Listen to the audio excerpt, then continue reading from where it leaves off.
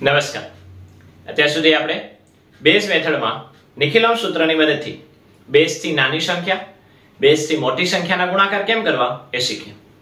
આજે આપણે જોઈએ કે જો એક અંક એક સંખ્યા બેઝથી નાની હોય અને બીજી બેઝથી મોટી હોય તો એનો ગુણાકાર કેમ કરવો. જેમ કે 98 ગુણ્યા 103 કરવા છે તો અહીંયા 98 જે છે એ અને 102 બંને 100 ની નજીક છે એટલે 100 આપણા માટે બેઝ થયો. અહીંયા અંતર 2 નું છે, અહીંયા અંતર 3 નું છે.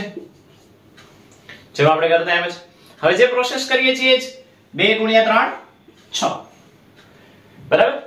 હવે 103 માંથી 2 બાદ કરો, 103 માંથી 2 બાદ કરવાના જો એ માઈનસ છે, અથવા 98 માં 3 ઉમેરો, બેયનો જવાબ સરખો જ આવશે. 103 માંથી 2 બાદ કરો તો 101 અથવા 98 માં 3 ઉમેરો તો 101. અહીંયા જ્યારે એક સંખ્યા નાની હોય એક સંખ્યા મોટી હોય ત્યારે એવા કેસમાં થોડુંક વિચારીએ તો -1 વખત છે એટલે અહીંયા ઉપર 12 લગાડવાનો આવે. 0 6 12. એનો મતલબ એવો થાય કે જે 6 છે એનું આપણે નિખિલમ અહીંયા લખવાનું છે. 6 જે છે 6 જે છે એની આપણે પૂરક સંખ્યા લખવાની છે. બે અંક છે, બે 100 છે એટલે અહીંયા આપણે એનો નિખિલમ લેશું. બટ જ્યારે નિખિલમ લઈએ છીએ ત્યારે એક્ચ્યુઅલમાં આપણે આમાંથી એક ઉછીનું લઈએ છીએ, એક વધારાનું લઈએ એટલે 101 નું 100 થઈ જશે અને 0 6 એટલે કે 100 માંથી 6 જશે તો 94 થઈ જશે. આ આપણો જવાબ. ફરીથી 101 ના 1 થઈ જાય અને 100 માંથી 6 જશે તો 94.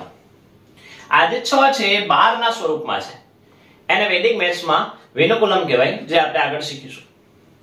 100 માંથી 6 જશે તો 94, 101 માંથી 1 જશે તો 100. ફરીથી એક દાખલો કરીએ. 97 ગુણ્યા 108. અહીંયા અંતર 3 નું અને અહીંયા અંતર 8 નું. 8 3 24 પણ કેવા 12 ના સ્વરૂપમાં આવશે. 24 ની ઉપર એક લાઈન કરવાની એટલે આનો મતલબ થાય -24 -24. હવે 97 વત્તા 8 કરો અથવા 108 માં 3 માઈનસ કરો એટલે 105.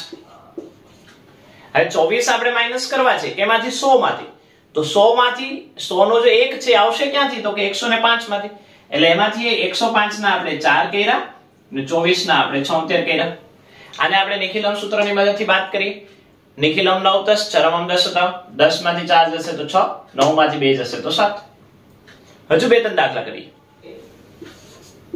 91 ગુણ્યા 111 અથવા 91 ગુણ્યા 114.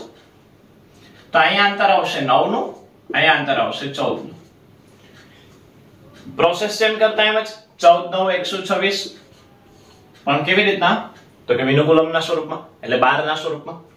114 માંથી 9 બાદ કરો અથવા 91 માંથી 14 ઉમેરો તો 91 માં આપણે જ્યારે 14 ઉમેરીએ છીએ ત્યારે જવાબ આવશે 105.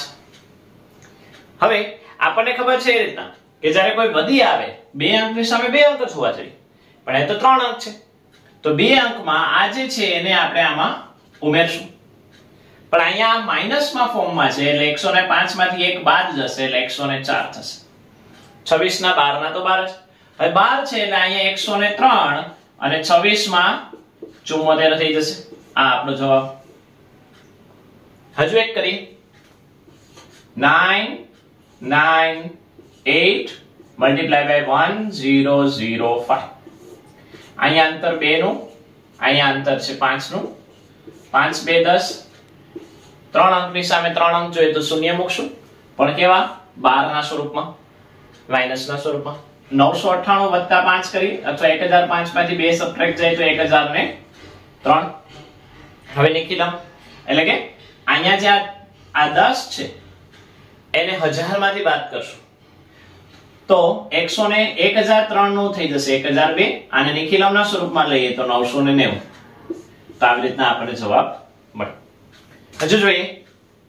9 9 9 1 multiply by 10053. અહીંયા અંતર છે 9 નું અને અહીંયા અંતર છે 53 નું. પણ એ વધારો છે એટલે પ્લસમાં 53 ગુણ્યા 9 કરશું 4 અંક હોવા જોઈએ. હવે આની ઉપર 12 આવશે.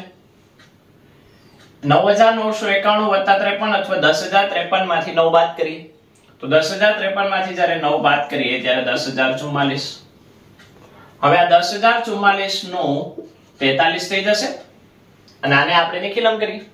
9 માંથી 0 જશે તો 9 5 2 અને અંતઃ નિખિલમ 9 10 ચરમમ 10 એટલે 10 માંથી 7 જશે તો 3. આપણો જવાબ. તો આવી રીતના મોટા મોટા ગુણાકાર જે છે એ સરળતાથી કરી શકીએ. હજુ એક કરીએ. ફરીથી એક સિમ્પલ દાખલો લઈએ. 5 નું અંતર અને 8 નું અંતર. 8 5 40 પણ કેવા થશે? માઈનસમાં. 108 - 5 એટલે 103. હવે 103 ને 102 થઈ જશે અને 40 માં 60 થઈ જશે. 100 માંથી 40 જાય તો 60. 93 ગુણ્યા 109. અહીંયા 7 નું અંતર, અહીંયા 9 નું અંતર, 9 7 63 પણ કેવા? માઈનસ. 109 માંથી 7 જશે તો 102. હવે આ માઈનસ છે એટલે અહીંયા એક ઓછું કરશું અને આને નિખિલમના સૂત્ર પ્રમાણે 9 માંથી 6 જશે તો 3, 10 માંથી 3 જશે તો 7 અથવા 100 માંથી 63 બાદ કરો તો 37. એટલે આપણને ફાઇનલ જવાબ મળ્યો 10137. તો આ રીતના ખૂબ જ સરળતાથી દાખલા ગણી શકાય.